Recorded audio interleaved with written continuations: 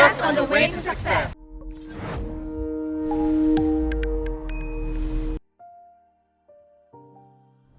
Now, let me share with you good working habits that are needed to be a successful VA. First, we have is very important time management. Being an awesome, successful virtual assistant means you keep track of time like your life depends on it. So, you need to know how much time you're spending on each project. You will need to manage your time wisely. And if you find yourself zoning out, scrolling through social media, or napping, your clients will start to disappear. So, a quick tip to get most out of your workday: plan what you're going to do in advance and block time out of your daily calendar for each task. Let's say you need to spend 2 hours per day checking your client's inbox. Set the exact time in your calendar and stick to it, because blocking time off will cut down on confusion and rush feeling that comes with procrastinating. Let me just expound on the time blocking. When we say use time blocking, you have to divide your day into blocks of time. So let's say each is dedicated to accomplishing a specific task. You can try to schedule all your meetings in a day so they don't get in the way of your other tasks. Maybe you can dedicate Monday for deep work and Friday for wrapping up any loose ends. You have to also make a list and prioritize. You have to create a timeline of your activities for the week, placing the most important and urgent ones first. And of course, you should have a dedicated office or workstation in your home. You have to find a quiet and organized space where you can focus on work and block distraction. Next is a routine. Setting a daily routine is important to be a successful virtual assistant because it creates structure. It helps you reach your goals and reduces procrastination. I suggest that you schedule difficult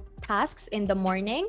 If you do the easiest tasks first, chances are you won't have enough energy to tackle more difficult tasks in the afternoon. Next, take a break. Schedule your breaks. Get up from your desk once in a while to do a few stretches. Okay, do you do that? I do that. All right, so next will be utilize the resources available to you.